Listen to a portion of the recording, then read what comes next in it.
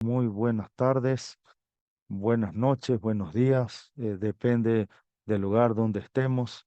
Les doy la bienvenida justamente a este espacio en, al Simposio Internacional dirigido por la Cátedra de UNESCO de Democracia, eh, Ciudadanía Global y Educación Transformadora. Eh, En este año, este simposio 2023 tiene la denominación de Paz, Cultura y Justicia Social. Este simposio incluye más de 50 sesiones con 150 ponentes de más de 35 países. Estamos representando en este evento y se va a disertar en inglés, en español y en coreano. En este caso, nuestro espacio de trabajo eh, va a estar disertado a partir del idioma español, entonces la bienvenida a todos y a todas.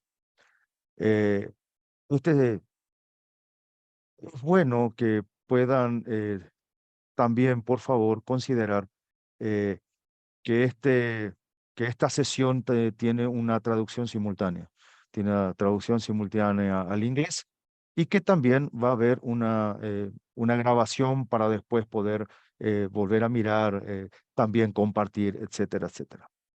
Eh, Quisiera también, antes antes de iniciar, invitarles a que puedan participar de las otras sesiones, no solamente de esta, agradeciendo que estén aquí, por supuesto, y que puedan también seguir nutriéndose y ayudarnos entre todos a nutrirnos de este proceso en este evento, en este simposio 2023.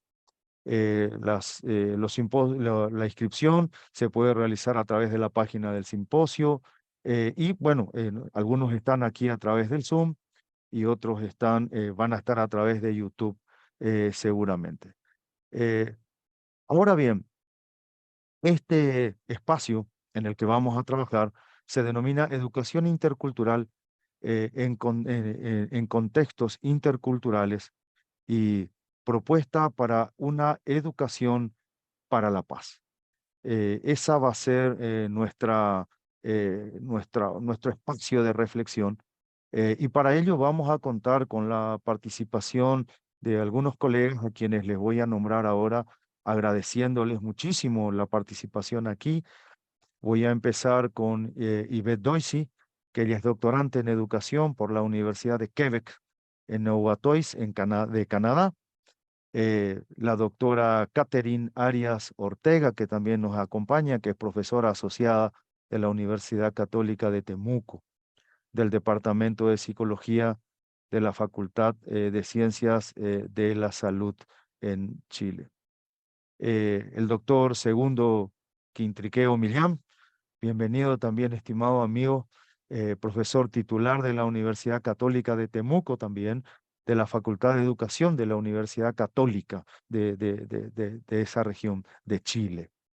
¿Quién les habla? Doctor Orlando Pérez, soy director de posgrado e investigación de la Facultad de Filosofía y Ciencias Humanas del campus Asunción de la Universidad Católica de Asunción en Paraguay. Eh, y también en este caso voy a estar como presidente de mesa y voy a ayudar un poco a dirigir el trabajo en, en, en, en este tiempo en el cual vamos a compartir. Quisiera, si me permiten, hacer una rápida introducción a lo que vamos a ver en esta sesión. La cultura y la educación desempeñan un papel fundamental en la promoción de la paz. Pues ambos, tanto la cultura como la educación, deben contribuir significativamente a la prevención de los conflictos, a la construcción de comunidades más armoniosas y dispuestas al diálogo para fortalecer la convivencia y la democracia. Se pueden considerar para ello algunos puntos. La propuesta de una educación intercultural crítica y decolonial en contextos originarios, con énfasis en las características comunitarias de cada lugar, que permita avanzar en la transformación social, cultural, hegemónica, para transitar a una formación de personas desde una educación intercultural como proyecto social, ético, político y epistemológico, salir de este aspecto tan hegemónico e irnos hacia la diversidad. Sostenemos, y eso es lo que vamos a conversar aquí, la necesidad de una educación intercultural que reconozca en esta diversidad social y cultural una riqueza para construir una forma de ver y comprender el mundo desde diferentes perspectivas, promover comunidades escolares seguras, colaborativas y estimulantes para el aprendizaje de los estudiantes de todos los niveles y ámbitos en una perspectiva tanto local como global, y a partir de los principios de la pedagogía y de la educación intercultural asociados, por supuesto, a la inteligencia experimental y emocional. La enseñanza como pertinencia social, cultural y también territorial. La valoración y promoción de la diversidad cultural para fomentar el respeto, la comprensión entre diferentes grupos sociales, originarios, indígenas, no indígenas, migrantes, locales, considerando sus identidades propias y la convivencia en los espacios comunitarios a través de la promoción del diálogo intercultural no racista y crítico. Eh, el formato de esta sesión, de hecho, será muy sencillo. A partir de este momento y después de estas palabras de introducción, cada presentador dispondrá de unos minutos para exponer algunas ideas y reflexiones sobre este tema, que por supuesto es mucho más amplio del tiempo que tenemos, pero queremos aprovechar para justamente colocar algunos énfasis y sobre ellos dialogar. Tendremos un periodo en el cual cada uno de nosotros podrá también dialogar con los otros ponentes y, por supuesto, dispondremos de también tiempo para poder debatir a partir de la intervención de todos los que están presentes, tanto en la plataforma en la que hoy estamos compartiendo y a través de las redes. Eh, Así que a partir de este momento vamos a comenzar el proceso de trabajo. Les agradezco muchísimo y a partir de ahora la secuencia será la siguiente. Primero nuestra compañera y colega, la doctoranda Yvette Doisy, después Catherine Arias y segundo Quintriqueo, y quien les habla, Orlando Pérez Girán, al final para las presentaciones. Así que Yvette Doisy, el tiempo, la pantalla es tuya. Adelante, por favor. Muchas gracias. Sí, muchas gracias, Orlando. Les quiero presentar, preparé una presentación sobre la experiencia, ¿cierto? Eh, Les voy a hablar un poco la introducción en la experiencia socioeducativa de la niñez en un contexto de interculturalidad y racialización en Chile. Esta presentación yo la preparé para este simposio de la UNESCO de CEMET 2023, pero también se basa un poco en una reflexión teórica epistemológica que estoy realizando actualmente en mi proyecto doctoral. La dirección de mi investigación son Paul Ercard de LUCO y Gina TC de la UCAM, que ustedes conocen bien, ¿cierto? Que son los que han organizado también este simposio.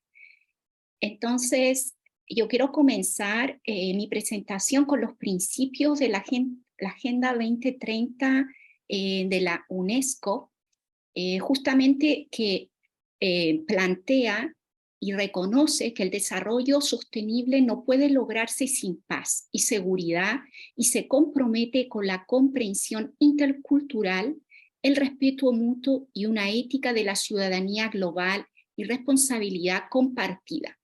También compromete a la comunidad internacional a impedir toda forma de violencia y a promover sociedades pacíficas, justas e inclusivas, libres de temor y de violencia, con instituciones inclusivas responsables en todos los niveles. Entonces, justamente la escuela es una institución, ¿cierto? Y en donde deberíamos quizás tener estos principios de la Agenda 2030, pero como yo les voy a problematizar un poco, sobre todo en lo que es la interculturalidad, ¿cierto? La experiencia socioeducativa de la niñez en América, en todo el continente americano, ¿cierto? Va a encontrar como obstáculo la colonialidad, que es lo que yo más voy a desarrollar en mi presentación. la colonialidad se presenta en las siguientes dimensiones, sobre todo en la sociedad y en la educación, por ejemplo, en la racialización, en el clasismo, el sexismo, el extractivismo y neoliberalismo. La racialización es un concepto un poco sociológico porque es la construcción social histórica de la raza.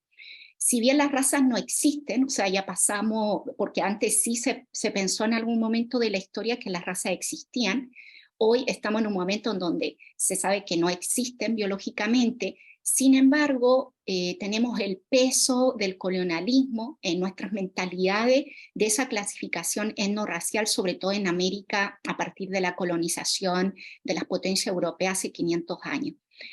Entonces, esto se refleja, por ejemplo, en la escuela y en nuestras relaciones sociales. Por eso cuando hablo de la experiencia socioeducativa, yo voy más allá de la escuela, sino también de la educación formal e informal, como plantea la UNESCO a lo largo de la vida. Netamente también la educación familiar, la que está presente en los medios y en la cultura.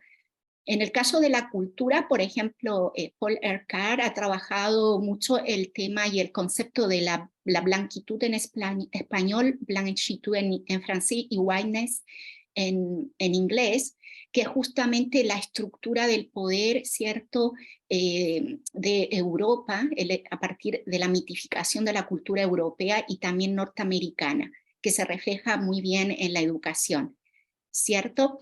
Entonces, yo les quería presentar un poco más, porque sobre todo en las experiencias socioeducativas en un contexto chileno, cómo se presenta un poco la colonialidad.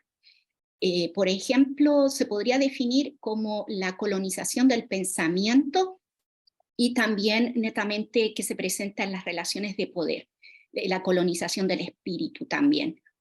También dice Santos que es un modo de vivir y de convivir. Por eso está muy presente en nuestras relaciones sociales, en la escuela y fuera de la escuela. Entonces, el colonialismo, ¿cierto? Esta colonización de nuestro pensamiento, como dije, es una consecuencia de la colonización, que fue la conquista de las potencias europeas en América a partir del despojo, el despojo territorial, pero también fue el despojo cultural, lingüístico y epistemológico de nuestros pueblos originarios que habitan el continente americano. Por ejemplo, en el caso de Chile, como en el resto de América, se impuso, por ejemplo, un sistema de pensamiento eurocéntrico para justificar este despojo, para justificar la violencia y la dominación, como si fueran una ley a esta civilización. Entonces, ese es el concepto que tenemos hoy de civilización a la occidental, que también lo llaman Paul Ercar y Gina TC, es a partir de la jerarquización de ciertas culturas como superiores y otras como inferiores, para instalar una idea de progreso y de civilización. Para ello, para lograr esto, se introdujo el racismo, porque eso busca colonizar la mente en nuestros pueblos, sobre todo originarios, para despojarnos de nuestras lenguas y nuestras culturas. Por ejemplo, en el caso de Chile se utilizó la inmigración también europea a finales del siglo XIX y también principios del siglo XX. Si bien, por ejemplo, cuando yo hice mis estudios en historia, mi licenciatura en el ex pedagógico, hicimos un seminario de historia y en donde vimos que cuantitativamente la población inmigrante europea en Chile no es tan grande como en el caso, por ejemplo, de Argentina o Brasil. Sin embargo, en Chile la blanquitud que plantea Paul Carr está mucho más presente en las instituciones, en nuestras relaciones sociales y netamente también en los conocimientos, ¿cierto? Y que se manifiestan también en este racismo. Entonces, esta idea del racismo lo que consigue es la división para imponer este modelo de desarrollo actualmente además extractivista, ¿cierto?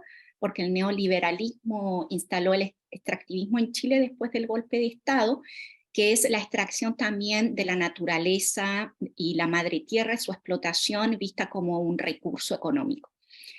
Entonces, a partir de este despojo cultural y también va a ser un despojo espiritual, se creó la chilenidad. Como vemos un poco en la imagen, yo representé un poco mi niñez, mi experiencia socioeducativa en Chile, en mi escuela primaria.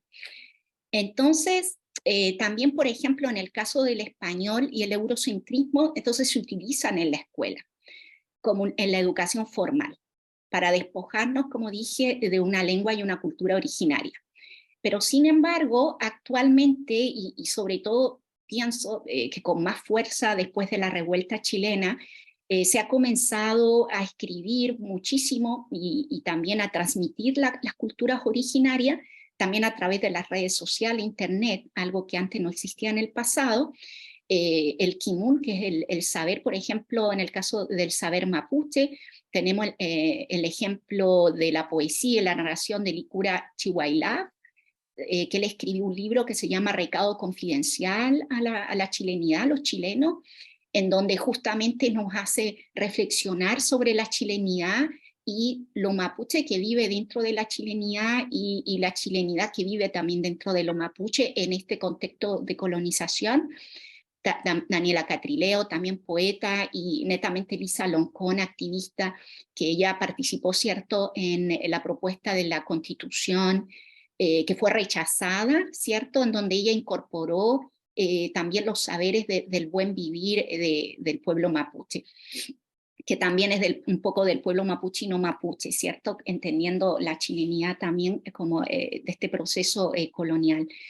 En el caso entonces de la experiencia socioeducativa actual, en Chile en los últimos 10 años hemos tenido ahora otra inmigración, no europea, sino latinoamericana. En un principio fueron niños de Perú, procedentes también de Argentina, y actualmente de Colombia, Venezuela y también de Haití. Entonces, lo que vemos, por ejemplo, en el caso de la educación, es que la educación contribuye a reproducir la desigualdad, ¿cierto? Hace una reproducción social a partir de la educación bancaria que plantea Freire, que es también la transmisión de un conocimiento que se da como dado, sobre todo un conocimiento eurocéntrico, en América, que estamos muy lejos, ¿cierto?, de Europa, y no como debería ser la educación, que debería ser transformadora, en donde los seres humanos deberíamos comprender, saber leer la realidad y transformar las situaciones de opresión como seres humanos libres, ¿cierto?, capaces de transformar nuestra realidad. Entonces, en el caso de la niñez de origen haitiana, ellos viven su experiencia, en su experiencia cotidiana en las escuelas en Chile, la discriminación por su lengua, por la clase social, y además viven violencias racistas dentro y fuera de la escuela. Viven un proceso de racialización, quiere decir que por su fenotipo, incluso también los profesores y profesionales de la educación, ellos van a construir una representación negativa de estos niños. En el caso pedagógico, están en un proceso de adaptación escolar y social, porque los profesores no tienen las herramientas pedagógicas, ¿cierto?, para incluirlos. Pero también positivamente, como vemos en la fotografía, en algunos casos donde la mayoría de los niños son de origen haitiano, ellos han tenido facilitadores pedagógicos también de origen haitiano, lo que ha facilitado su inclusión. En términos identitarios, ellos, Perdón, Ivette, ¿sí? estamos cerca del tiempo ya. Ok, sí, voy a resumir. Entonces, está también la construcción del otro. Y en resumen, por ejemplo, la buena escuela que plantean las familias haitianas sería una escuela en donde sus estudiantes, los niños, no vivan la discriminación. Entonces, para concluir un poco, yo quería presentar que la interculturalidad, ¿cierto?, va a tener como paradoja enfrentarse a este racismo civilizacional que es epistemológico, pero también tiene una dimensión medioambiental, como vimos, para que justifica hoy el extractivismo. Entonces, lo que yo propongo en investigación, y bueno, no yo lo propongo, sino que ha sido también la propuesta realmente de Tess, Carr o Ciprevi, de colonizar las epistemologías, ¿cierto?, que son los saberes, la decolonización de las ontologías, que son los principios fundamentales, de las axiologías, que son los valores, y de las metodologías, que son los procedimientos, en el caso de la investigación, por ejemplo, socioeducativa. Y para terminar, yo estoy haciendo una reflexión actualmente sobre estas epistemologías decoloniales, que también son alternativas, podríamos llamarles anticoloniales, decoloniales, hay algunas que son antirracistas, medioambientalistas y feministas, para poder deconstruir estos saberes tóxicos, herencias del colonialismo, y reconstruir nuevos saberes para poder estos saberes tengan relación con el conocimiento y con poderes viables, así también con las dinámicas viables de uno mismo en el mundo, con los demás y con el mundo, la naturaleza y la cultura, como lo estamos haciendo ahora en una experiencia transdisciplinaria y transcultural. Eso sería. Muy bien, Ivette, muchas gracias. Muy amable. Bien, por favor, les invito a que usemos el chat para poder presentar las preguntas, si hay algún tipo de observación o comentario. Entonces, para tener un espacio al final de intercambio de pareceres y de opiniones. Bueno, entonces damos paso a Catherine Arias y segundo Quintiqueo, perdón, para que nos puedan compartir su presentación. Muchas gracias. Gracias, Orlando. Se ve la pantalla, ¿cierto? ¿Se ve en modo completo? No se ve a modo completo. Ahora sí. Ahora sí. Perfecto. Ahora se ve perfecto. Muchas gracias. Bueno, primero que todo saludarlos. Buenas tardes, acá en Chile al menos. Hoy les vamos a presentar con segundo resultados de investigación que vienen a problematizar respecto de lo que es la necesidad de una educación transformadora y su relación con los pueblos originarios, en tanto desafíos para una ciudadanía global en perspectiva local. Estos resultados de investigación tienen a la base más de 20 años que se han venido desarrollando a la luz de proyectos de investigación básica y de investigación aplicada, que nos han permitido ir construyendo esta problemática. En ese sentido, mencionar que el problema de investigación se relaciona con la necesidad urgente de pensar un nuevo proyecto social, ético, político y epistémico, tanto individual como colectivo, para construir el compromiso democrático y el cambio social, en contextos indígenas, en contextos interculturales. Esto tiene mucha relación con lo que nos plantea Ivette anteriormente, la necesidad, ¿cierto?, de cuestionar otras formas de pensar la educación, una educación que históricamente ha sido hegemónica, colonial, monocultural, monolingüe, y que ha formado a la población, en el caso chileno, a distintos tipos de poblaciones y en distintos niveles. Hay una educación, ¿cierto?, para ciertos grupos sociales hegemónicos respecto de los contenidos que se trabajan, la calidad de la educación, entre otros desafíos, y la educación que se da, ¿cierto?, a los pueblos indígenas, campesinos, rurales, que se ha caracterizado históricamente, ¿cierto?, por la desigualdad educativa. En este contexto, ¿cierto?, se plantea la necesidad de pensar estas perspectivas descolonizadoras fundamentadas en un pluralismo epistemológico intercultural. ¿Por qué un pluralismo epistemológico intercultural? Porque se evidencia, ¿cierto?, la existencia de distintos saberes y conocimientos que están en interacción, que han estado históricamente, en el caso del pueblo mapuche, en una posición de asimetría respecto de los conocimientos hegemónicos, y que se han desconocido tanto en la sociedad, pero principalmente, ¿cierto?, en los sistemas educativos escolares. En este contexto se identifica que en los pueblos indígenas y en el pueblo mapuche en particular, ¿cierto?, existe una educación familiar propia, existe una pedagogía y una educación propia que es posible de incorporar en los procesos de enseñanza y aprendizaje en articulación con estos contenidos educativos escolares. Ahora bien, ¿qué nos plantea esta educación familiar?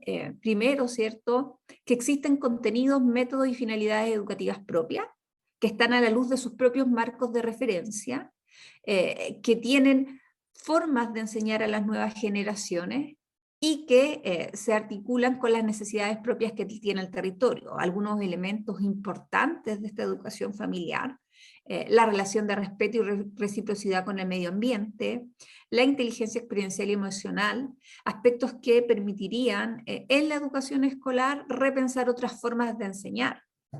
Ya, cómo el estudiante aprende, cómo el niño aprende en la medida que tiene una interacción directa, un aprendizaje experiencial con la tierra, el territorio, la territorialidad, y se pueden ir desarrollando los contenidos que el currículum escolar plantea. Por supuesto, ¿cierto?, la existencia de los principios de la pedagogía y educación indígena articulada a la educación escolar. ¿Qué queremos lograr a nivel de educación familiar? ¿Cuáles son estos ideales de formación de personas desde la familia y la comunidad indígena? ¿Cómo estos se pueden articular con los ideales de formación desde el contenido, desde la educación escolar? Existe una cosmovisión que es holística para la formación de las personas. Y también esto nos plantea la necesidad y el desafío de mejorar la vinculación familia-escuela-comunidad, en tanto una alianza recíproca y estratégica para pensar esta educación transformadora desde esta mirada decolonizadora. Por supuesto, la necesidad de la reciprocidad, la igualdad y la libertad.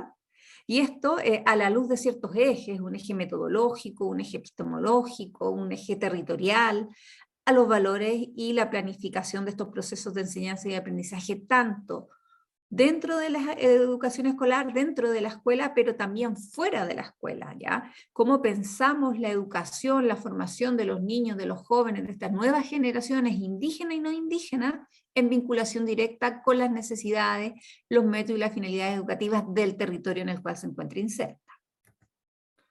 Ahora bien, dentro de esta educación transformadora, desde una perspectiva decolonizadora, uno de los elementos que se consideran relevantes tiene relación con avanzar en la emancipación y la autodeterminación de los pueblos indígenas. ¿Ya? ¿Qué implican estos elementos o cómo los hemos ido pensando? Bueno, la necesidad de esta educación intercultural que tenga pertinencia social, cultural y territorial, que sea tingente a las necesidades que tiene el territorio, que nos permita avanzar a una formación de ciudadanía global en perspectiva local, o sea, que el estudiante, que los niños, que los jóvenes, que las nuevas generaciones de indígenas y no indígenas sean capaces de moverse en un mundo global, pero con un fuerte arraigo territorial, con una identidad, con una revitalización de la identidad sociocultural y el sentido de pertenencia muy construidos. La educación de calidad para todos los estudiantes, indígenas y no indígenas, el proyecto educativo institucional que orienta los procesos de enseñanza y aprendizaje, la misión y la visión del establecimiento, hacia dónde vamos a ir, qué queremos lograr con estos estudiantes, ¿cierto? Que sea un proyecto que realmente sea co-construido con la familia y con la comunidad, para que de esta manera se pueda construir este sentido de pertenencia y de reciprocidad, tanto de la familia y la comunidad, pero de la escuela también. Un currículum escolar contextualizado a los contenidos, métodos y finalidades educativas indígenas y escolares, y la educación escolar con la implicación de los actores del medio educativo y social. Este es un elemento de vital importancia, porque históricamente la familia y la comunidad ha quedado por fuera de la educación escolar, como si no existiese un interés por parte de estos agentes para pensar los procesos de enseñanza y aprendizaje. Desde esa lógica se ha concebido la educación que viene emanada, ¿cierto?, por el Estado. Desde esta educación transformadora se plantea revertir esta situación e implicar, ¿cierto?, a estos actores del medio social que tienen mucho que decir y mucho que ver y aportar en los procesos de enseñanza y aprendizaje de sus nuevas generaciones. Un elemento importante, como les decía al inicio, es el pluralismo epistemológico intercultural, el que permita, primero, el reconocimiento de saberes y conocimientos diversos que están en interacción con este conocimiento hegemónico. Que existen estos principios de la pedagogía y la educación indígena y que se pueden incorporar y articular con los conocimientos escolares.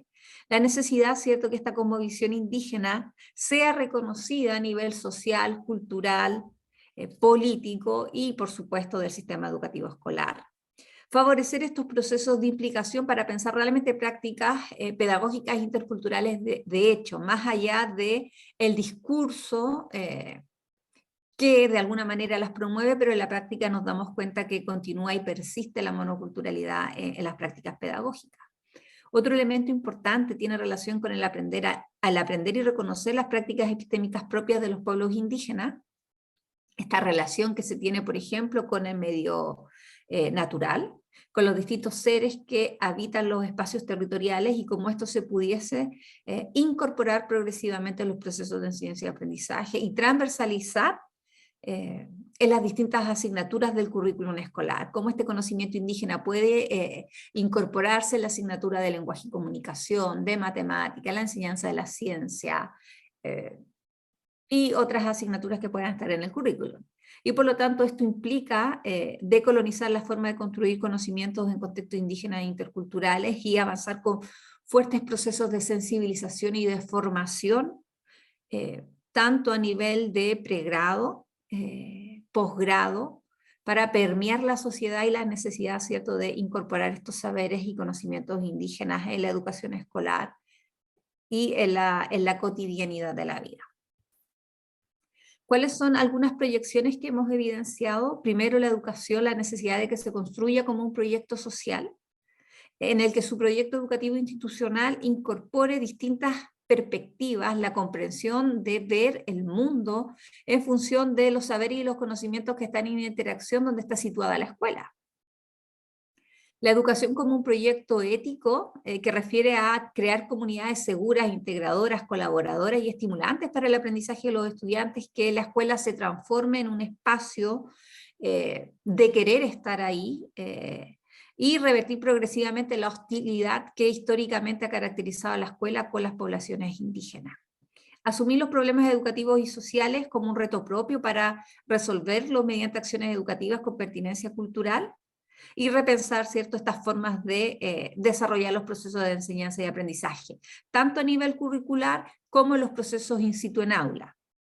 La educación como un proyecto político plantea la necesidad de incorporar el enfoque educativo intercultural como un proceso de mejora e innovación en la situación de aprendizaje, comprender cómo las políticas propician y refuerzan la participación de los actores del medio educativo y social en tanto un proceso que tiene que ser co-constructivo, ya donde estén implicados los distintos actores interesados en este proceso de enseñanza y aprendizaje, desarrollar prácticas educativas inclusivas, reflejar los valores inclusivos donde las políticas públicas, los niveles macro, meso y microcurricular orienten el trabajo colaborativo y por último, ¿cierto? Pero no menor, la educación como un proyecto epistémico.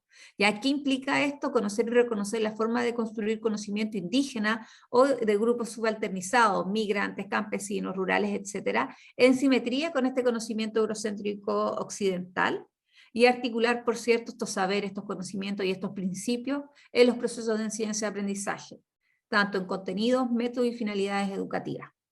Muchas gracias.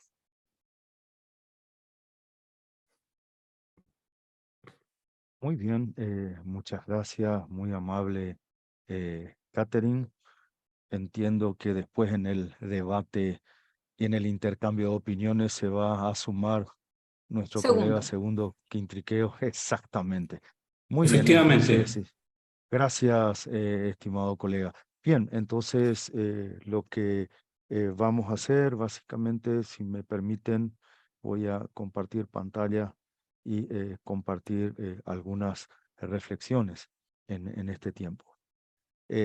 Voy a hacer un abordaje un poco más libre, por así decir, pero mirar justamente estos aspectos propios de el, eh, perdón, tengo aquí algo, un aspecto propio de lo que son y entendemos como factores fundamentales, sobre todo en la promoción de la paz, en términos de la educación y de la cultura. Como les dije, soy el doctor Orlando Pérez, le estoy hablando desde el corazón de América del Sur, desde Asunción, Paraguay. Así que les saludos a todos y a todas. Y entendemos entre lo que estamos revisando que la cultura y la educación, de hecho, desempeñan un papel fundamental en la promoción de la paz.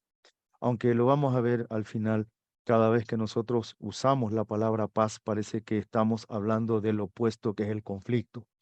Y yo quisiera al final también dejar una relación en términos que a veces las cosas no son tan duales como parecen. Por supuesto, la cultura y la paz deben contribuir a la prevención del conflicto, justamente lo que aparecía ahí como un elemento de contraparte, la resolución pacífica de disputas y la construcción de comunidades más armoniosas. Pensar en la comunidad como un hecho físico, como un hecho cultural, como un hecho espiritual, como un hecho epistemológico, es una cuestión importante, como un hecho geográfico. Y la construcción de la comunidad en relación con otras comunidades en unidad, a eso entendemos como armonía.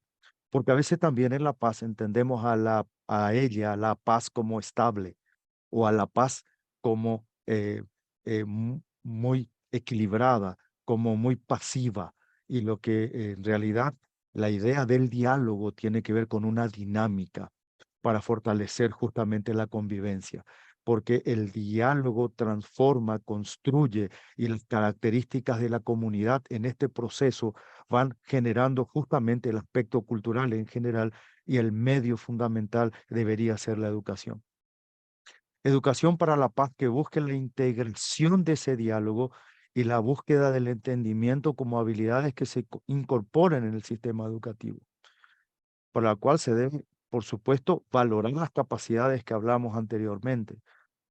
Uno, y la resolución de los conflictos. Y el conflicto se da justamente después de la tensión. Cuando hablamos que existe una educación para la paz y la paz es armonía, la paz es parte del diálogo, quiere decir que hay una tensión y las tensiones no son malas, son parte de esta dialéctica constructiva común. Y aquí lo que decimos, no llegar al extremo del conflicto, sino de la construcción dialógica dentro de esta tensión que es de compartir, que es de convivir. Y, por supuesto, desde el aspecto de la empatía y de la comunicación efectiva, tanto del pensamiento crítico y del abordaje de los temas, entre ellos los derechos humanos en general, la justicia social como la importancia que tiene comprender los derechos del otro, tan importante como los míos, que es una mirada muy diferente a lo que entendemos hoy como los derechos míos sobre los de los otros y a partir de allí tratar de encontrar el equilibrio y, por supuesto, la equidad y la proposición constructiva como respuesta a estos conflictos. Los colegas estaban hablando justamente de estos procesos de deconstrucción, la construcción y deconstrucción de una educación orientada hacia la paz significa una revisión profunda en el proceso de transformación de lo que entendemos como la forma en cómo enseñamos y la forma como aprendemos justamente desde el punto de vista axiológico, desde el punto de vista también epistémico. La valoración y promoción de esta diversidad cultural, sobre todo para fomentar el respeto y la comprensión entre los diferentes grupos sociales, que cuando uno lo mira así parece, bueno, pero eso se supone que debe ser así, pero la comprensión y el fomento del respeto hacia el otro inicia cuando yo coloco un punto de importancia al otro delante mío.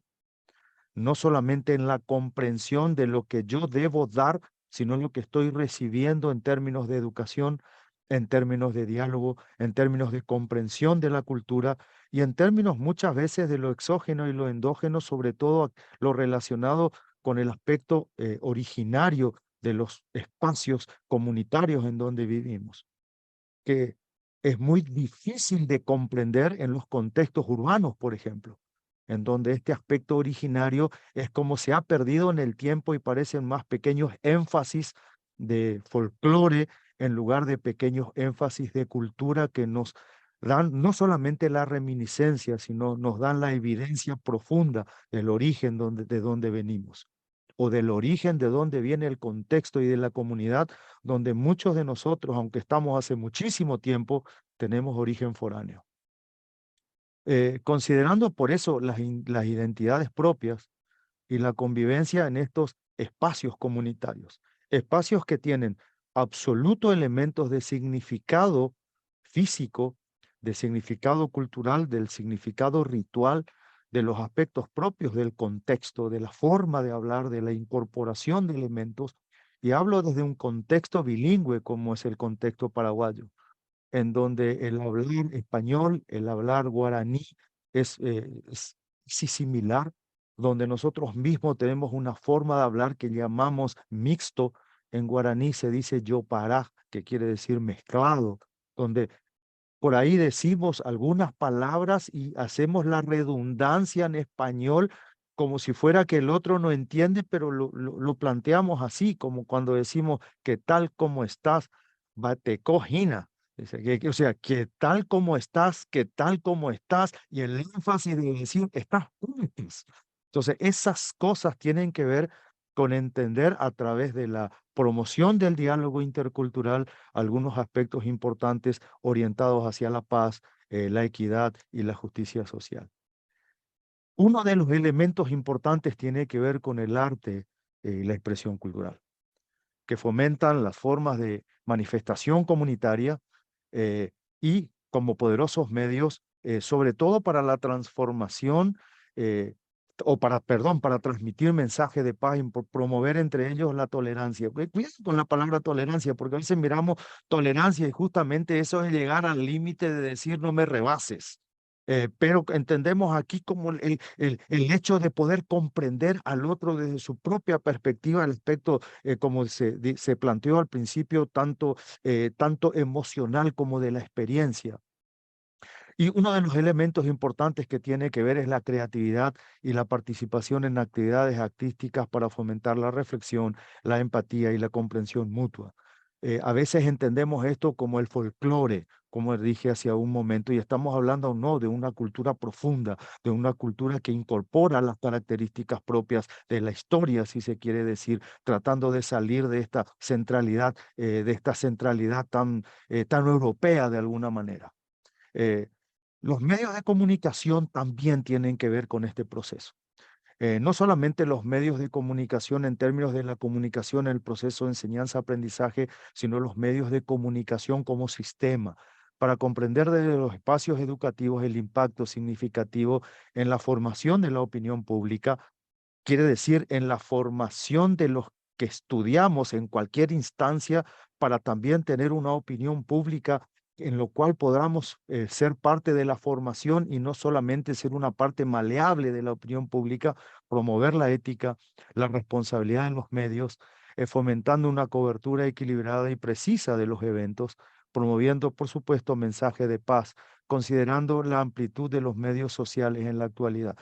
Medios como estos, por ejemplo, en donde nosotros estamos participando, en donde nos hacemos comunicadores, independientemente si somos profesionales o no en este proceso de la comunicación, dando mensajes que tienen que ver con estos aspectos importantes de la diversidad sobre todo y la comprensión en nuestra cosmovisión, la incorporación de los otros como parte de la unidad.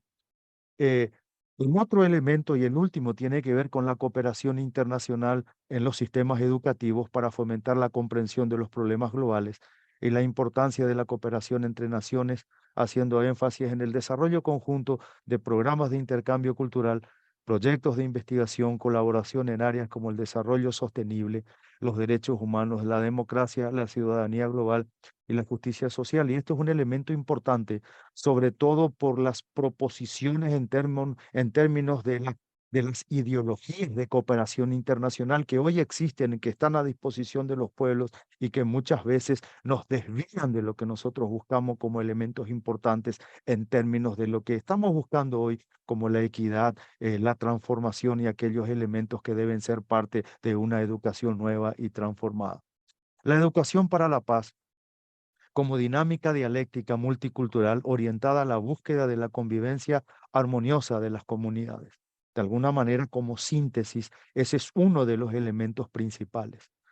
Por supuesto, la educación para la paz que promueva la unidad consciente, el diálogo permanente y no fomente el conflicto, pero sí la tensión, porque es importante en términos de esta dialéctica que estuvimos hablando. Y ahí es donde yo quiero incorporar un tercer elemento ya como conclusión, la educación para la paz que busque la eliminación profunda de la indiferencia.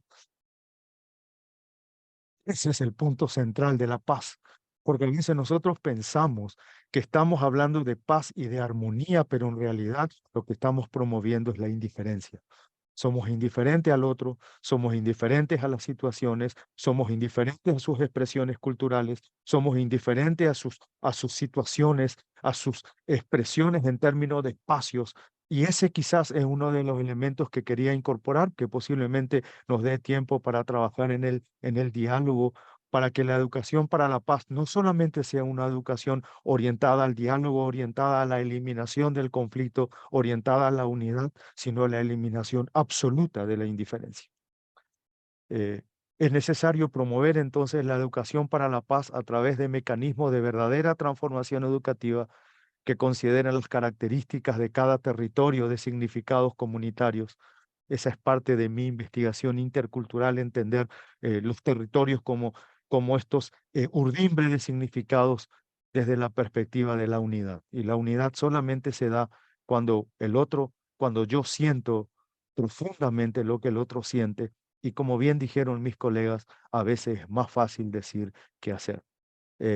Muchas gracias, Aguye, merci, thanks, gansa daba.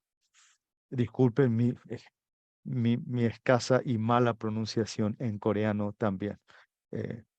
Gracias y seguimos trabajando. Muy bien, yo llego hasta aquí. Agradezco la tolerancia hacia mi presentación. Y bien, entramos ahora para conversar. Si alguien quiere presentar alguna consulta, alguna pregunta, Ivette me va a ayudar también con ello. Así me había dicho en algún momento. Yo sé que lo va a hacer y comenzamos entonces un debate también entre nosotros. Quería hacer un comentario y en realidad una especie de consulta y para tener también la perspectiva de ustedes. Es como que hay una coincidencia en las ponencias de algunos elementos importantes, sobre todo en términos de esta intervención epistémica en términos de la educación y sobre todo estos aspectos del método en términos de la interpretación de las realidades. Por supuesto, también hablamos de los aspectos éticos, de los aspectos sociales, pero estos dos elementos, sobre todo este abordaje epistémico, axiológico y sobre el método. No sé si quieren profundizar un poco sobre ello.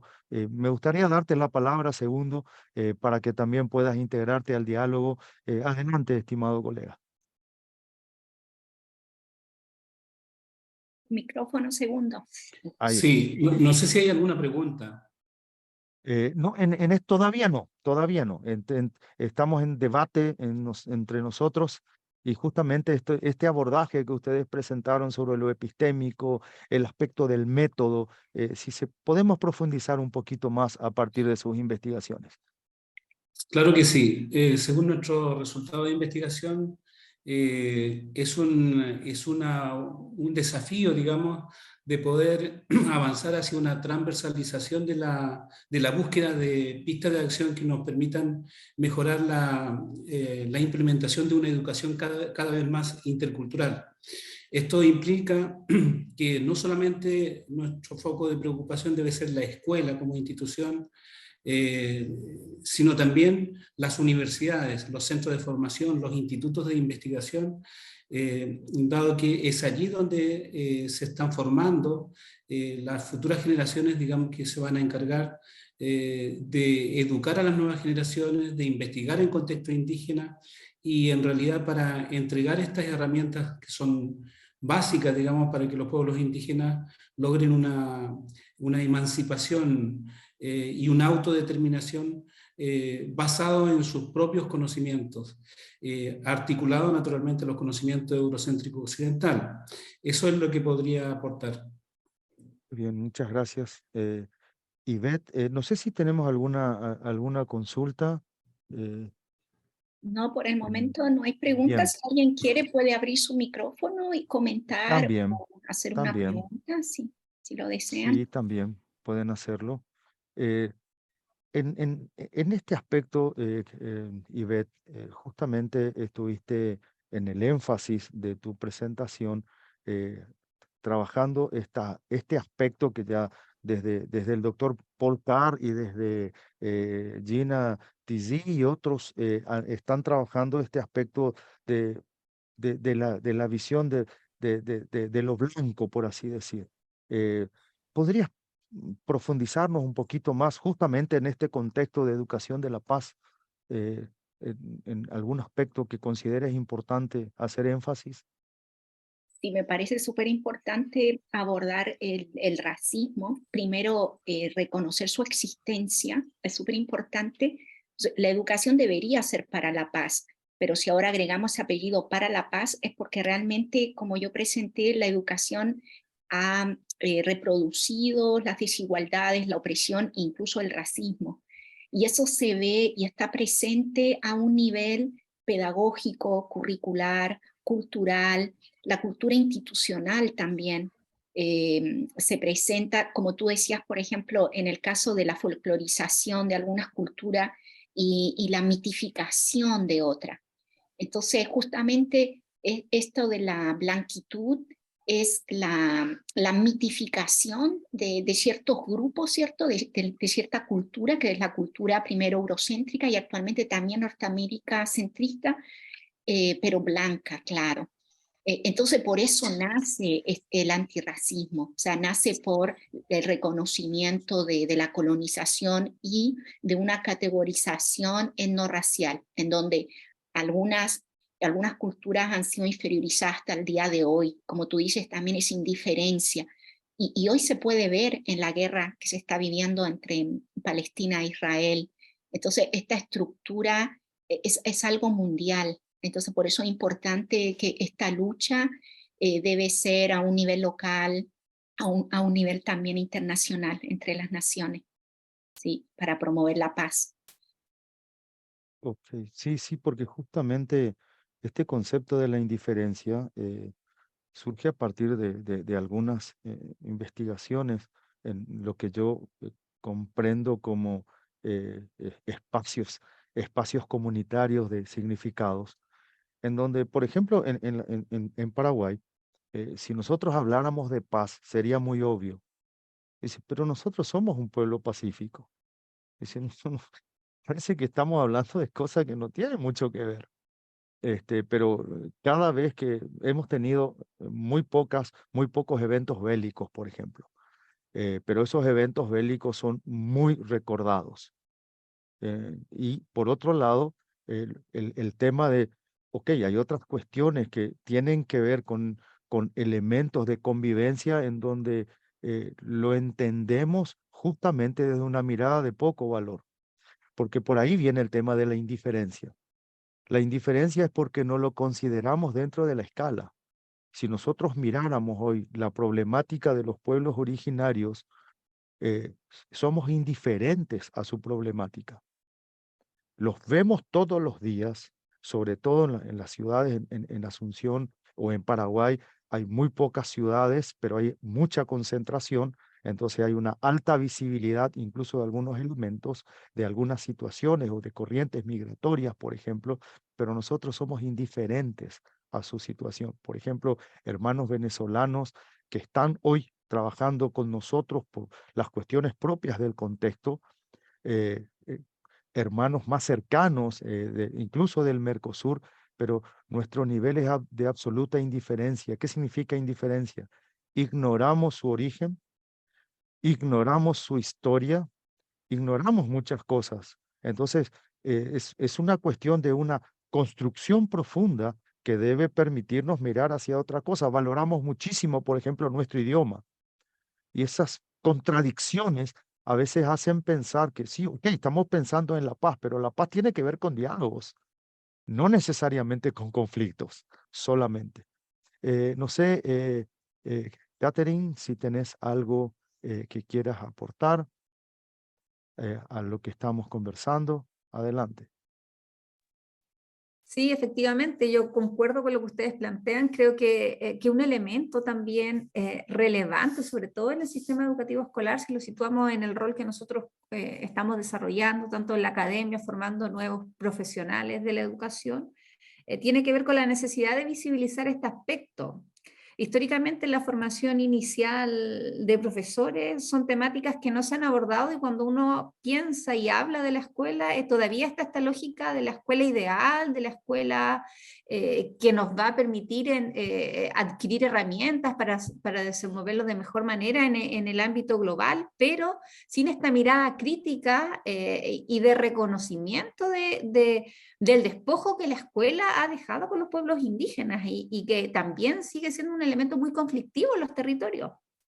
Entonces yo creo que el comenzar a visibilizar estos aspectos en la formación inicial, en la escuela, en los territorios, en estas instancias, también es un llamado de atención.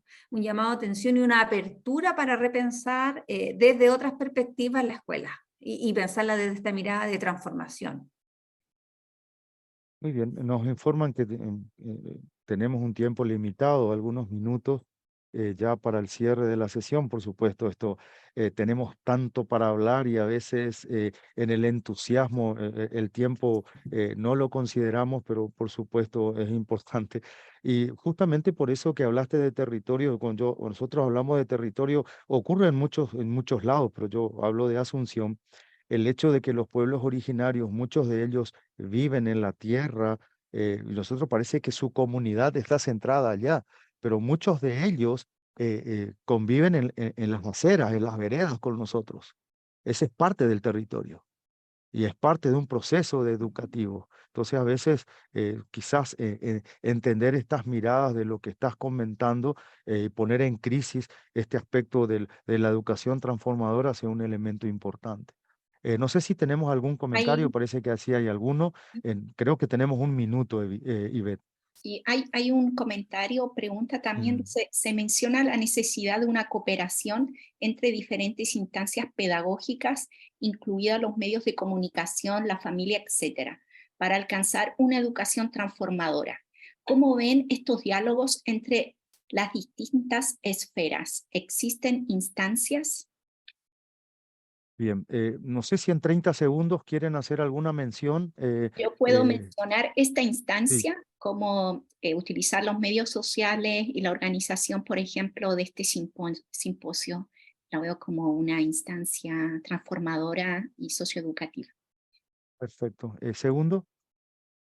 Yo creo que los desafíos son construir, como decía Catherine, la alianza entre las instituciones que están basadas en estas estructuras coloniales, por ejemplo, universidad, el Estado, la institución educativa, las familias y comunidades, y lograr para construir, digamos, una alianza que permita a futuro superar el desconocimiento, el racismo y la desconfianza, sobre todo en contexto indígena. Muchas gracias. Sí, de alguna manera en la zona en Asunción y en la región de Paraguay, esas instancias están absolutamente divorciadas hoy, pero divorciadas de lo que estamos hablando, tienen una línea céntrica o concentrada justamente en un modelo hegemónico muy particular, que cuando se habla de educación se está hablando justamente de aquello, hasta el concepto de ciencia no está relacionado a un conocimiento mucho más amplio, incluso sustentado en mucho más tiempo. Así que creo que ese es todo un desafío y también creo que estos espacios son lo que nos van a permitir seguir generando diálogo, seguir generando interrelación entre nosotros. Muy bien, considerando el tiempo, llegamos hasta aquí. Creo que ya hemos barrido una hora de entre intercambiar, presentar y debatir.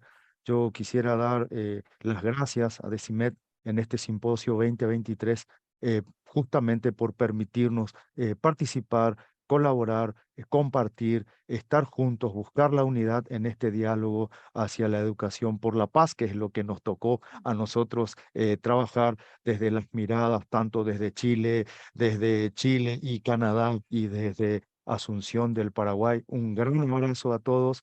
Muchísimas gracias. Les invito a que sigan participando de las otras sesiones del seminario. Seguimos avanzando. Hasta siempre.